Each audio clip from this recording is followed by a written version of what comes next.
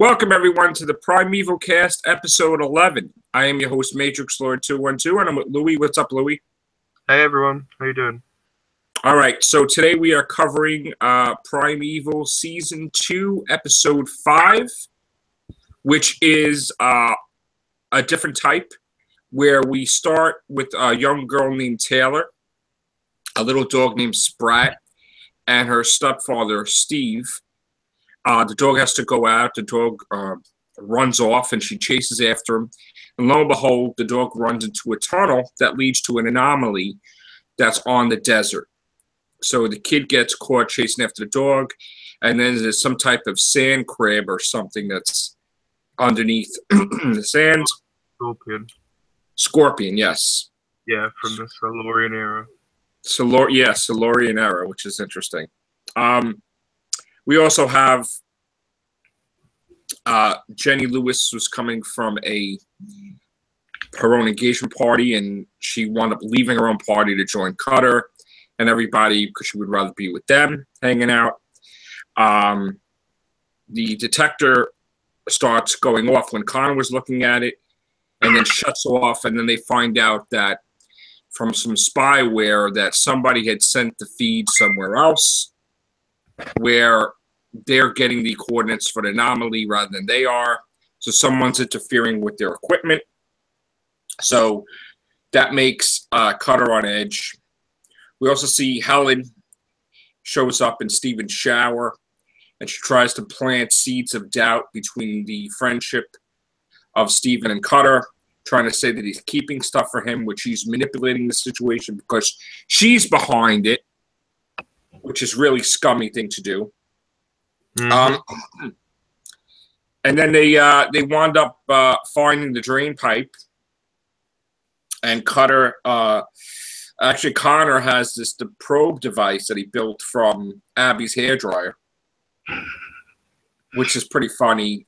Before that happened, Steven has some interaction with Connor about, what did you say to Abby? And he told him that he loves her, and he's like, did you tell her? Did you talk to her? And they have a nice discussion, and he's basically telling him, you're going to let the other girl go, right? You got to tell the other girl. Same thing like Abby. Abby's telling him, too. You can't text her. You got to, see her in person. But, of course, Connor doesn't. And he sends an "it's over" message, which is bad news. Especially since... says, don't do that, especially... if she's in your own house, then don't do that. Yeah. That's a bad idea. Even if she was paid to date him, she kind of got a little hurt, so she's kind of wrecked the place. I think she kind of felt like Connor was below her, so it's like an insult to her that someone like Connor, who he had to be paid to fall in love with, he doesn't want her. So it's just kind of like... Kind of goes like a woman scorned. Like, who do you think you are kind of thing, like... You son of a... Yeah, that was pretty hysterical. So you're gonna throw so she takes her anger out on the reptile. Yeah, poor little Rex. Yeah. So that she's horrible to Rex. She almost froze him to death. She almost plunged him to death. I mean, what the hell was with this woman? This woman is just the worst girlfriend ever, or whatever she is. I don't even think she's a girlfriend. She's just dating her. But yeah, poor Rex. Yeah, she's a kickboxing weird. I don't know what she is. So, I mean, why don't you continue with the episode? I mean, what's some highlights for you? For me, the highlight of this episode is it's different from other episodes in the sense that the creature comes from the past or future into our world. This episode, it's the actual characters, Cutter and Steven, Taylor. They go into the creature's world, and then, do you get what I mean? Like, it's not just, let's have the scorpion down a beach or something. It's, let's have our characters marooned in the past, and I think that's a really cool aspect. Like, they're trapped in the past. How are they going to get? The anomaly just closes around them, and they can't get out. Yeah, and Abby, and it's so they don't know where they, Yeah, and then Abby and Connor are put in charge, which is like pressure onto them, and it's like, how the hell are they going to? Even like Lester says, like I think he says something like, "God help us, God help us," he says. Yeah, we're screwed. Yeah. And get tension with Cutter and Steven and that Silurian desert.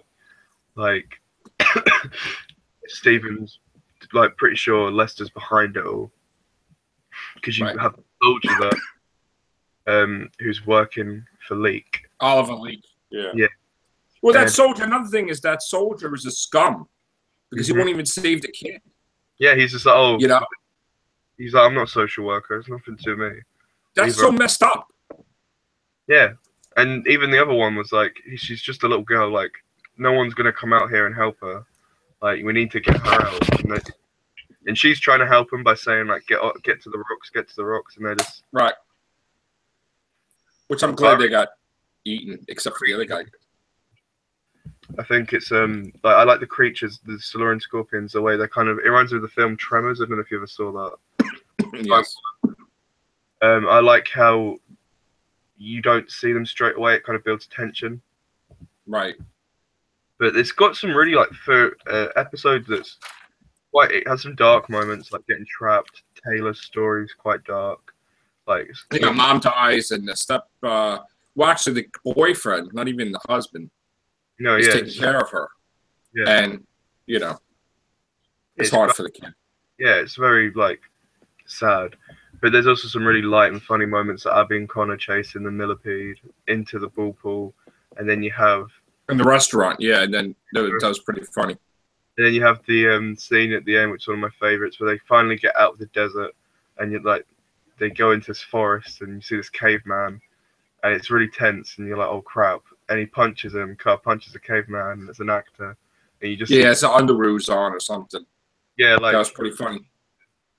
I don't know if you actually thought it was an actual caveman or not. I think it was an actual caveman. It just looked weird, but I actually wanted to dwell more about what happened in the desert because, regardless, the tension between the friendship of Steven and Cutter is breaking down little by little each episode.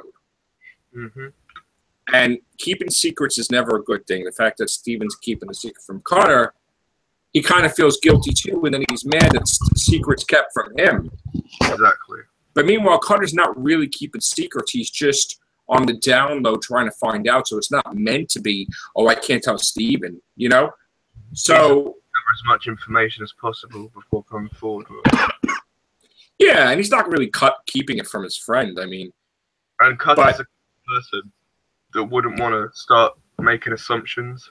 He would like to know. Well, he's a professor. He likes to find out the actual facts, the actual answers, like he would teach his class. He wants to find out the true solution before he spreads propaganda, which makes sense. It's also amazing that the confrontation they have with the guy, the cleaner, in the desert, and the guy's like, I'm a soldier, I ain't telling you anything. And then the guy gets eaten, Yeah, so another problem is that, they had to get out of there. But again, they had no clue that new anomaly would lead them to that time period. Mm-hmm. They just trying to get home. It didn't matter. They had to get out of there. So it was, thank God, it wasn't that later or a couple of days later. It probably was like maybe a day later or something. Probably within the same day, I think, right? It happened, I guess, that they went to that other park. So I'm glad that, and Jenny was worried. She had to tell the guy that the kid is gone, but thank God Cutter showed up with the kid. Mm-hmm. And the funny thing is the kid said she wanted to work with Cutter when she grows up. That's the point I was going to make.